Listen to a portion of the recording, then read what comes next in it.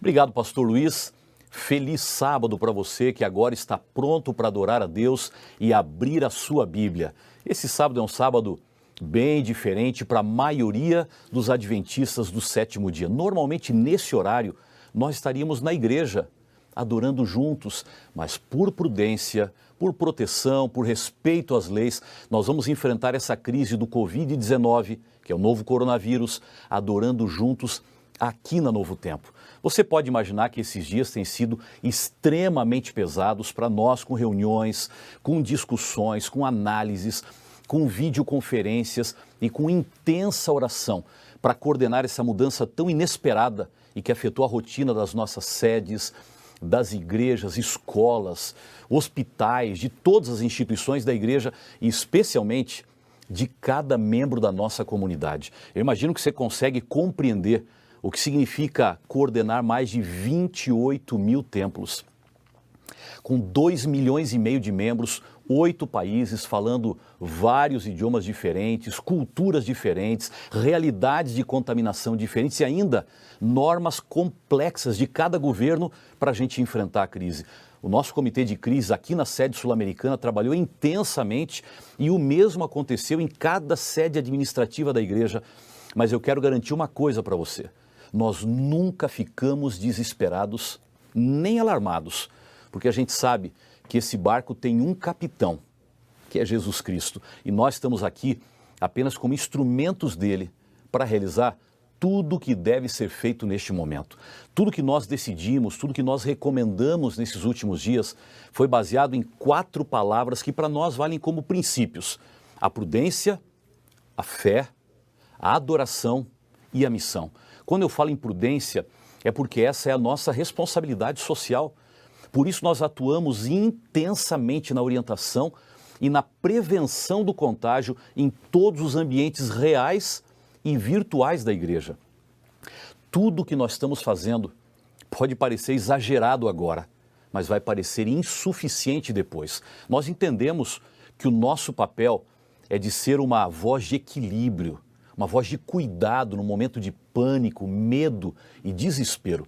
É por isso que eu tenho que agradecer agora a todos os líderes, pastores e membros da família adventista que têm sido responsáveis e prudentes, não apenas compreendendo a necessidade de suspender os nossos cultos, mas também fazendo o seu melhor para ajudar a igreja e apoiar a comunidade neste momento de tantas mudanças. É incrível a gente ver a unidade e a solidariedade da igreja. A segunda palavra e o segundo princípio é a fé. É curioso que alguns veem um conflito entre a prudência e a fé. Mas eu quero dizer para você que a igreja adventista não vê esse conflito, porque a prudência não é inimiga da fé. A prudência não substitui a fé. A prudência é uma atitude de fé. Essa prudência, quando usada corretamente, nos leva a ter mais fé. Ela faz com que a gente reconheça que Deus está no comando de tudo. E neste momento de crise, um mundo cheio de medo precisa de uma igreja cheia de fé, que confia plenamente no Senhor e sabe que é Ele quem permite qualquer situação, mas também é Ele que decide quando pôr um ponto final. O terceiro princípio, ou a terceira palavra, é adoração, porque nós estamos preocupados e trabalhando para oferecer o máximo de opções virtuais possíveis para manter a qualidade da adoração da nossa comunidade. A maioria das igrejas estão fechadas, mas eu acredito que muitos corações continuam abertos. A crise não diminui a necessidade de Deus, pelo contrário, ela aumenta ainda mais essa necessidade. E a adoração de hoje, aqui na Novo Tempo, ela tem um temperinho especial. Vocês estão vendo que eu estou usando aqui uma roupa que é um pouquinho diferente do convencional. Esse aqui é o uniforme dos líderes de jovens adventistas. Você já ouviu o pastor Carlos Campitelli falando que hoje nós estamos celebrando o Dia Mundial do Jovem Adventista. E eu estou dentro dessa celebração, mesmo que no formato virtual. E o meu uniforme é uma homenagem à nossa juventude. Eu sei que tinha um grande movimento preparado para hoje, no que nós chamamos de Global Youth Day, com jovens na rua, servindo e salvando. Eu sei que muita gente planejou, organizou várias atividades que acabaram suspensas. Mas meu pedido a você que é jovem adventista, que está com fogo para fazer alguma coisa diferente, aproveitem as redes sociais, onde os jovens estão todos conectados, plugados e mantenham o movimento vivo com criatividade. E façam as outras ações que o pastor Campitelli já apresentou para vocês aqui também. Mas voltando ao tema da adoração, eu quero deixar para você 3 pedidos que estão por trás de tudo aquilo que a gente fez. Primeiro, aproveite bem esse tempo disponível em casa ou com a sua família para ter uma adoração verdadeira. Você sabe que em casa ela pode também acontecer com qualidade, mas você também pode acabar dominado ou dominada pela distração e o sábado acabar perdendo o seu significado. Ou então, durante a semana, o tempo livre que apareceu por aí pode permitir com que a sua mente seja inundada com conteúdos virtuais que lhe afastem de Deus. Segundo, lembre também que a sua fidelidade a Deus, ela não depende do presencial ou do virtual, mas ela depende do seu compromisso espiritual. Por isso, mantenha sua fidelidade nos dízimos e nas ofertas, porque isso, não importa o lugar, também é adoração. E eu também queria pedir que você não esqueça de que esse modelo de adoração que nós estamos tendo hoje e que poderá durar mais alguns sábados é uma ação de crise. Não se acomode com esse conceito virtual, pensando no seu conforto, se desconectando do real e acabar comprometendo a sua saúde espiritual. Mas nós estamos pensando também na missão. E sabe por que nós levamos em conta essa palavra e esse princípio? Porque nós somos a extensão viva e moderna do ministério de Jesus. E a gente precisa pensar, o que Jesus faria se ele estivesse numa crise como essa? Eu acredito particularmente que ele seria respeitoso por um lado, porque ele sempre obedecia às orientações legais e oficiais que não estavam em conflito com seus valores. E ele também fazia tudo pelo bem do próximo. Ele ia respeitar, ia ser prudente, mas por outro lado, eu imagino Jesus levando uma mensagem de orientação e esperança às pessoas. Você sabe que essa crise tomou o mundo de surpresa e acabou criando o caos que a gente está vendo. Mas por favor, pensa comigo um pouquinho. Para quem estuda a Bíblia, essa crise não é tão estranha assim. Nós não sabíamos quando e nem como ela poderia acontecer, mas as profecias já tinham nos avisado que situações como essa aconteceriam, que elas seriam repentinas e que nós precisávamos estar preparados. É exatamente o que nós estamos vendo agora. Você acha que nós devíamos ficar calados diante disso?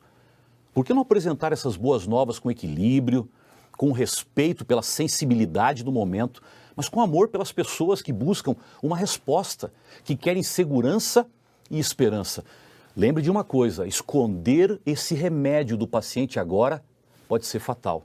Por isso, use os meios virtuais, use os seus contatos reais, use a sua experiência pessoal para oferecer uma mensagem positiva, para testemunhar da sua fé e para oferecer mais do que só palavras, mas oferecer conhecimento bíblico às pessoas que estão ao seu redor. Por favor, não perca esse momento falando do que todos falam e deixando de falar do que todos precisam. Mas eu quero convidar você a abrir sua Bíblia agora. É o momento da palavra de Deus. Lembrando que nós estamos juntos aqui na Novo Tempo, porque muita coisa mudou nos últimos dias. Nós começamos a semana passada, quase 15 dias atrás, falando do coronavírus. E estamos terminando essa semana paralisados por ele. Nós iniciamos com muitos planos, eventos, reuniões, projetos, e estamos terminando com a maioria das igrejas fechadas. Isso é só uma amostra de como o futuro é incerto. Ele não nos pertence. Tudo pode acontecer da forma mais inesperada e muito mais rápido do que a gente imagina. Nós precisamos estar cada dia nas mãos de Deus. Porque a história vira muito rápido, nós temos que estar preparados. Agora, vamos viajar no tempo e encontrar um dos personagens mais marcantes do Novo Testamento. Paulo, o apóstolo preparado e escolhido diretamente por Deus. Gosto de Paulo porque foi um homem que falou com inteligência, ensinou por experiência e escreveu com sabedoria. Alguém que sabia o que era fidelidade, mas também conhecia o que nós estamos passando agora, sofrimento. Paulo era um cidadão romano e ainda falava hebraico, aramaico, grego e latim. Era grande, mas era um homem de aparência frágil. Uma descrição não oficial informa que Paulo tinha cerca de 1,50 m, era calvo, as sobrancelhas grossas, pernas tortas e com uma deficiência visual. Quando você junta todas essas características numa única pessoa, você vê que isso não o destacava positivamente entre os outros.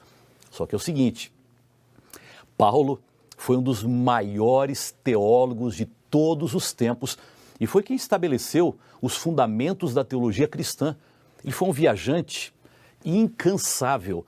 Se você lê tudo o que ele fez, você calcula, isso dá mais ou menos 16 mil quilômetros, que devem ter tomado por volta de 280 dias de viagem para alcançar os não alcançados e para fortalecer os que já estavam convertidos. Paulo também foi um tremendo escritor. Observe na Bíblia, ele preparou o conteúdo de 14 dos 27 livros do Novo Testamento. E mais, ele é o protagonista de 120 dos 260 capítulos do Novo Testamento. Ele era grande, foi um plantador de igreja destacado nos seus dias. Ele estabeleceu naquela época, naquele contexto, pelo menos 14 novas congregações. Eu estou só dando um panorama de quem era Paulo para você. Além disso, Paulo foi um pregador profundo. Ele foi responsável por 11 dos 30 sermões que são apresentados no livro de Atos. E quando você fecha uma visão de Paulo, você olha que os seus escritos foram também o fundamento da reforma protestante, que resgatou a base da nossa fé. Paulo não foi um homem qualquer, não. Por isso é que ele tem autoridade para servir de base para a mensagem que nós vamos ter nessa manhã. Mas Paulo, além dessa grandeza toda, ele também experimentou bem de perto o sofrimento. Paulo foi apedrejado lá em Icônio, você conhece a história?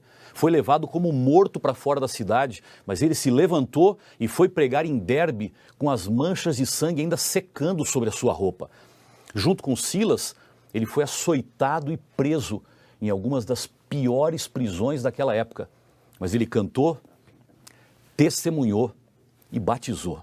Paulo foi preso em Filipos, foi expulso em Bereia, foi ridicularizado em Atenas, foi considerado louco em Corinto, foi apedrejado na Galácia e ainda assim queria pregar em Roma. Sabe por quê? Porque ele nunca deixou de ter um olhar de esperança. Foi esse olhar que fez toda a diferença na vida de Paulo, nos seus escritos e no seu testemunho pessoal. Ele aprendeu a ver a vida com outros olhos. E é por isso que, apesar de todo o sofrimento, ele foi um vencedor, capaz de dizer: combati o bom combate, completei a carreira e guardei a fé. Mas quando nós falamos de crise, de sofrimento, de calamidade, Paulo é uma autoridade no assunto. E é por isso que eu quero convidar você a aprender de Paulo, aprender pelo menos 4 lições que vêm daquilo que Paulo viveu e também daquilo que Paulo escreveu. A primeira lição você encontra comigo na Bíblia. E se você tiver sua Bíblia, pegue a Bíblia aí agora. E se não puder, use algum equipamento eletrônico que você tem nas mãos para ir ao livro de 2 Coríntios, capítulo 4 e o verso 17. Ali tem o primeiro texto e a primeira lição que a gente aprende do apóstolo. Veja o que ele diz aí. Você está encontrando ainda, mas eu já vou lendo aqui para a gente ganhar um pouquinho de tempo. Diz assim: porque a nossa leve e momentânea tribulação produz para nós um eterno peso de glória, acima de toda comparação. Observe bem, primeiro, Paulo nos ensina a enxergar além da crise. Interessante, isso tem que chamar nossa atenção. Você acha que Paulo podia chamar a sua tribulação de leve? Ele foi preso 7 vezes, ele foi chicoteado 5 vezes, ele foi espancado 8 vezes, ele sofreu 3 naufrágios em 30 viagens de barco. A gente precisa aprender com ele. O segredo não estava no que Paulo sofreu, mas na maneira como ele encarou o que ele sofreu. O seu olhar estava em Cristo e o seu compromisso era com a missão. Por isso, quando ele enfrentava o sofrimento, ele via o sofrimento de Cristo por ele. Ele olhava além. Quando ele encarava a tribulação, ele via o resultado na vida de pessoas transformadas. Ele enxergava além. Na balança de Paulo, o peso da glória era ouro e o peso da tribulação era palha. É por isso que Ellen White nos desafia a experimentar o lugar de Paulo. Você sabe que Ellen White é uma pessoa que Deus chamou para um ministério especial e as palavras dela nos ajudam a entender a Bíblia e são especiais para nós também. E ela diz assim: se Paulo, perturbado de todos os lados, perplexo e perseguido, podia chamar as suas tribulações de leves aflições, de que poderá queixar-se o cristão de hoje? Quão insignificantes são as nossas tribulações em comparação com as muitas aflições de Paulo. Elas não merecem ser comparadas com o eterno peso de glória reservado para o vencedor. Pense comigo, a crise não é o fim da esperança. Como Paulo, aprenda a enxergar além da crise. Hoje as pessoas só estão vendo crise, ameaça, isolamento, contaminação, só falam das mortes contabilizadas. Não é difícil enxergar, falar e reclamar disso. Mas a minha pergunta é: quem vai ser capaz de enxergar além disso? Quem vai ser capaz de levantar sua voz com palavras de fé, coragem e esperança, dizendo que Deus nunca prometeu uma vida fácil, mas Ele garantiu que a chegada valeria a pena? O problema, todos vêm. Quem vai ser capaz de enxergar a solução? Quem vai ser capaz de compartilhar a verdadeira solução? E vou dizer para você, a verdadeira solução não está no fim da contaminação, ela está no encontro da verdadeira salvação. Experimente enxergar essa crise com um olhar de esperança como Paulo. A maneira como você vê determina o que você vê. A segunda lição de Paulo está num outro texto bíblico, numa outra mensagem ensinada por ele, e um dos textos menos compreendidos dele por aí. Muita gente polemiza ao redor disso. Mas eu quero convidar você para ir comigo à Bíblia, ao livro de 2 Coríntios, a segunda carta de Paulo a essa igreja, capítulo 12, e os versos 9 e 10. Veja aí na sua Bíblia, eu tenho a minha Bíblia aqui, procure aí no seu equipamento eletrônico, na sua Bíblia, marque esses versos. Eu queria que você sublinhasse enquanto eu vou falando, porque tudo isso aqui são lembranças que no momento mais difícil da crise, naquilo que ainda virá, você pode ler outra vez e dizer: meu Deus, renova a minha confiança. Veja aí a segunda lição, 2 Coríntios capítulo 12, versos 9 e 10. Diz assim: então ele me disse, a minha graça é o que basta para você, porque o poder se aperfeiçoa na fraqueza. De boa vontade, pois, mais me gloriarei nas fraquezas, para que sob mim repouse o poder de Cristo. Por isso, sinto prazer nas fraquezas. Olha só, sinto prazer nas fraquezas, nos insultos, nas privações, nas perseguições, nas angústias, por amor de Cristo. Porque quando sou fraco, então é o quê? Então é que sou forte. Aí vem a segunda mensagem de Paulo. Quando eu estou fraco, é que eu sou forte. E ele nos diz, a gente pode crescer com a crise. Paulo estava falando aqui do que ele mesmo chama de espinho na carne. Provavelmente, ele se referia aqui a um problema de saúde que o incomodava, que o ameaçava. E ele pediu cura, ele pediu solução a Deus, mas o espinho continuava lá. Que espinho era esse? Possivelmente era uma dificuldade na visão, uma miopia, um astigmatismo ou algo mais sério como um glaucoma. Nós não sabemos exatamente o que era, mas uma coisa fica clara: com um espinho na carne que afetava a sua visão e fazia com que ele escrevesse letras grandes, algumas vezes tivesse que ditar suas cartas, ele aprendeu a enxergar a vida com outros olhos. Ele se tornou maior com aquilo que poderia ter feito dele alguém menor. Essa dificuldade fez o grande Paulo tornar-se totalmente dependente da graça de Deus. Por isso ele foi capaz de afirmar que era forte justamente porque ele era fraco. E note, as orações de Paulo eram poderosas. Ele orou e a prisão de Filipos tremeu e o carcereiro se salvou. Ele orou e 276 pessoas foram salvas de um naufrágio impressionante.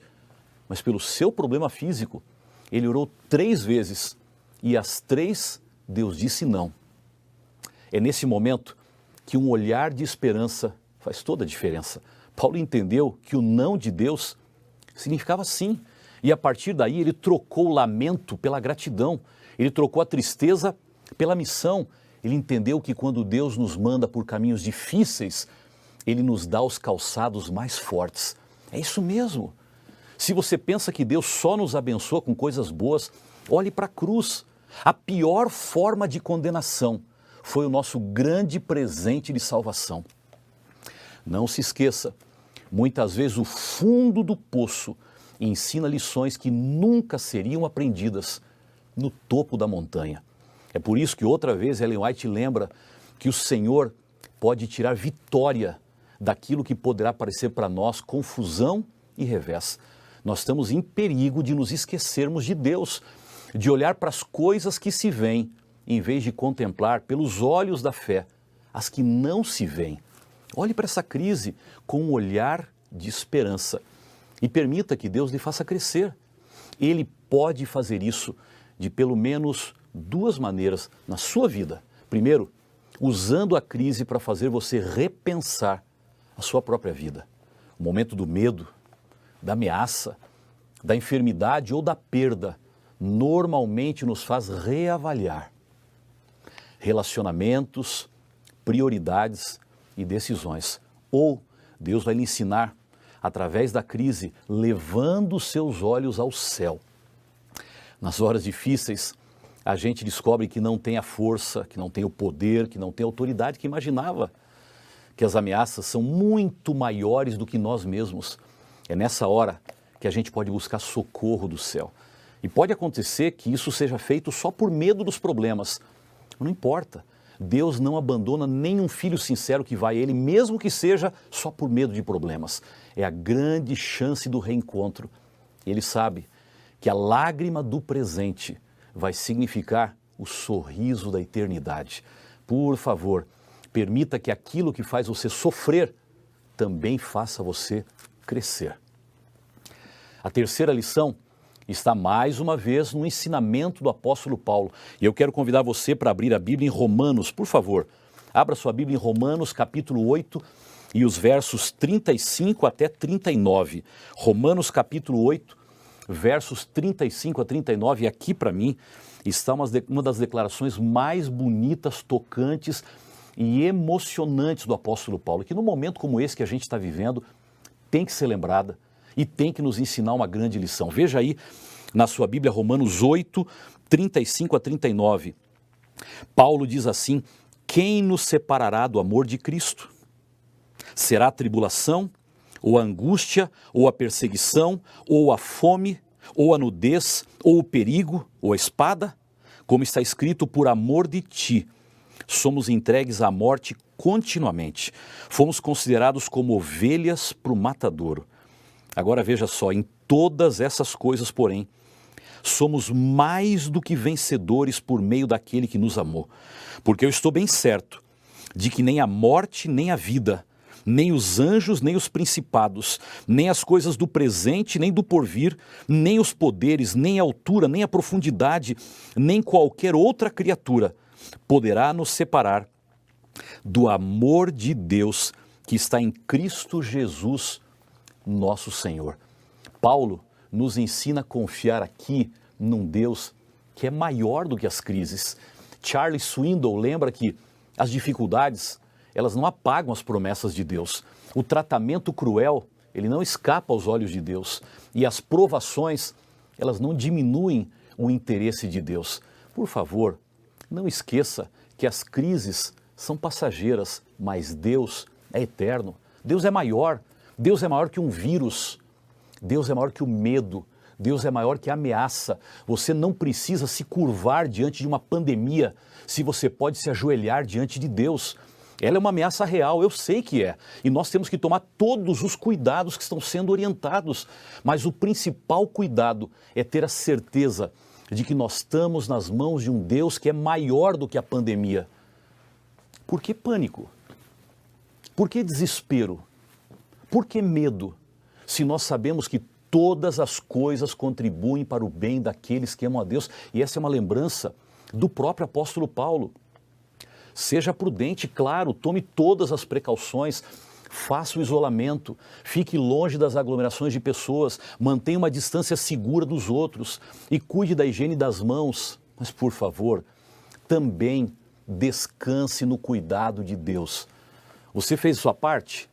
Você protegeu a você mesmo e as outras pessoas? Por favor, então confie no Deus que é maior do que qualquer possibilidade métrica que Paulo apresentou aqui. Ele vai cuidar da sua vida, ele vai cuidar da sua saúde, vai cuidar da sua família, do seu trabalho, das suas finanças e do seu futuro.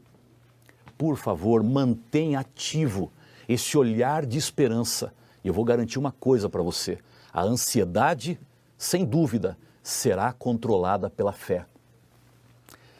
A quarta lição que Paulo deixa para a gente está em Filipenses capítulo 4. Abra sua Bíblia aí, Filipenses capítulo 4.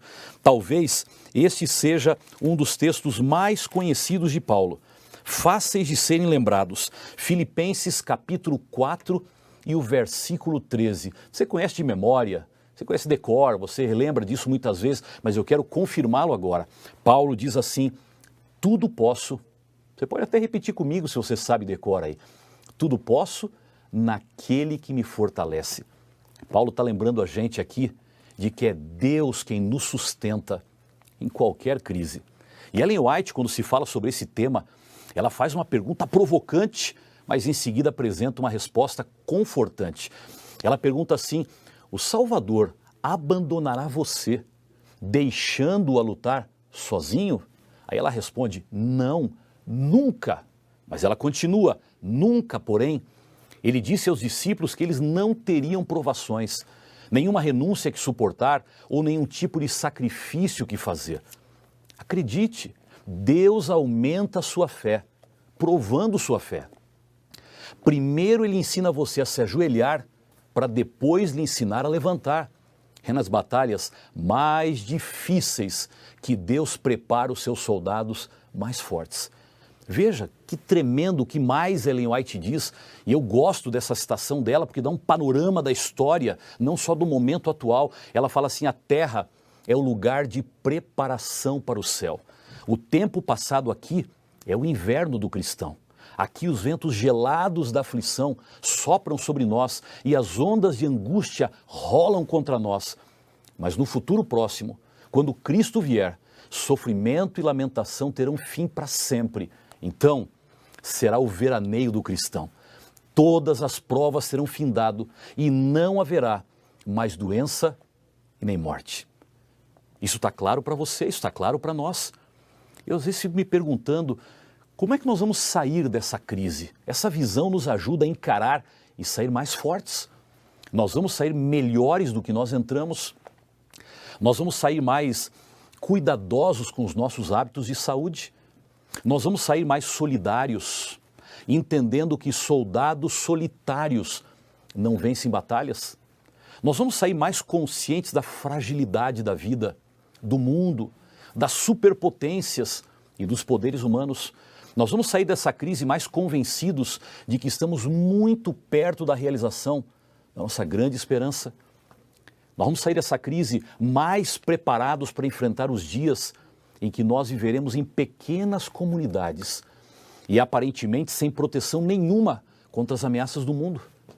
Será que nós vamos sair dessa crise mais dispostos a cumprir a missão, a compartilhar salvação, não importando a condição?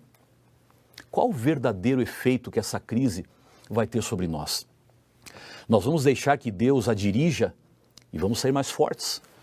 Você pode enfrentar essa crise apenas apoiado na mídia, nas autoridades ou nos profissionais de saúde. Eles estão fazendo um trabalho tremendo e fundamental, mas eles lidam só com os desafios dessa pandemia.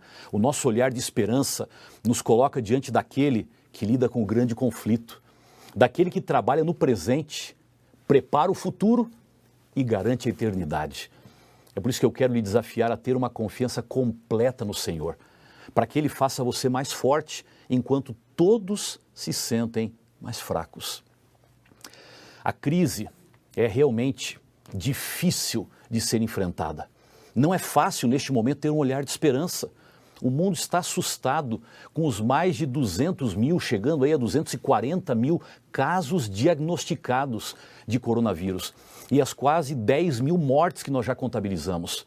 Nós também estamos com medo, afinal, são milhares de histórias que tiveram um final triste.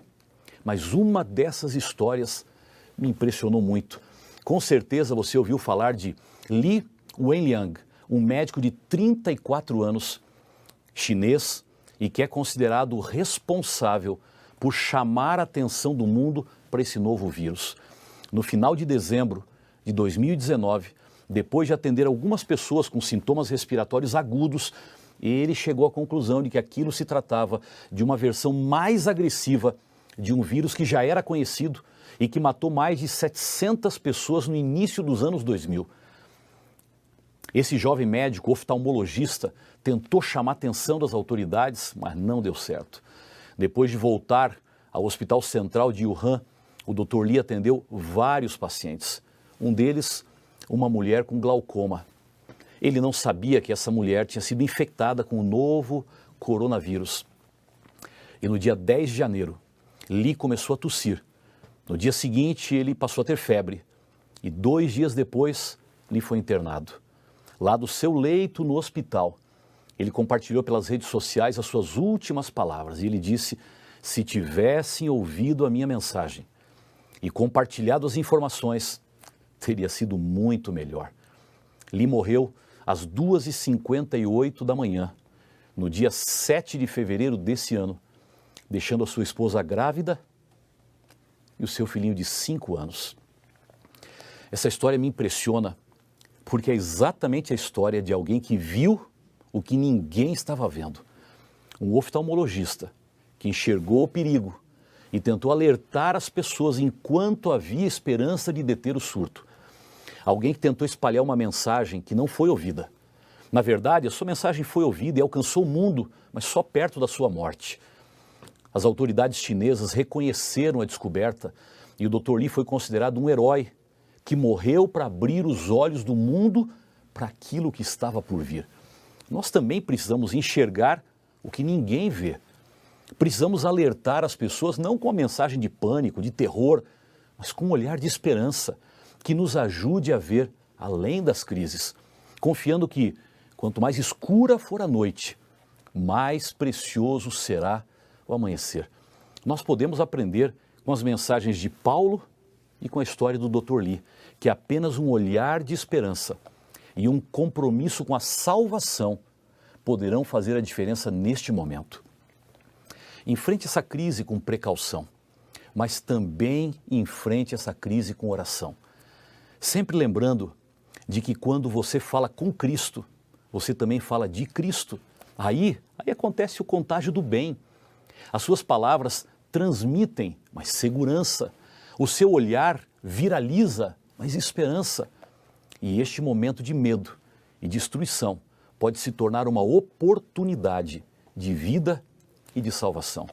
O meu pedido a você, neste momento, é para que você não fique paralisado pelo medo, mas peça a Deus agora, junto comigo, para que o Espírito Santo lhe levante, lhe ponha em ação, para que você tenha a capacidade de enfrentar a crise com esperança, para que você enxergue mais além, mas de maneira especial, que você seja uma voz positiva para ajudar as pessoas a entender o momento e ao mesmo tempo se aproximarem do Senhor, para que no momento da maior crise eles tenham suas maiores oportunidades e encontrem uma nova vida. Minha pergunta é: Deus pode contar com você num momento como esse? Será que nós podemos juntos assumir o compromisso no final dessa mensagem de que nós vamos segurar mais forte nas mãos do Senhor? Nós vamos aprender com Paulo, nós vamos entender a história do Dr. Li e nós poderemos fazer a diferença neste momento para nós, para a igreja e para a comunidade, ajudando a prevenir o vírus, mas ajudando também a espalhar salvação. Vamos orar? Curva a sua cabeça onde você está e vamos pedir a bênção do Senhor. Pai querido, eu te agradeço por este momento de adoração virtual que tivemos agora. A nossa adoração, Pai, ela pode ser virtual, mas o Senhor é real. E o Senhor pode estar em todos os lugares, em cada casa ou em qualquer ambiente onde alguém esteja acompanhando agora a abertura da Tua palavra e essa mensagem que nós tivemos.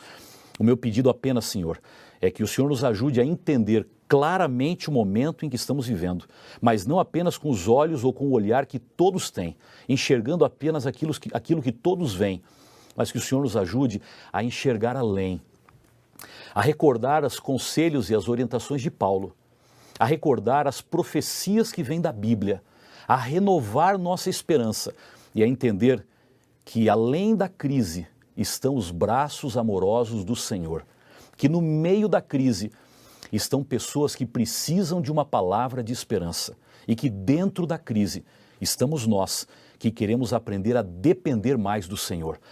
Meu Deus, nós não sabemos o que virá nos próximos dias.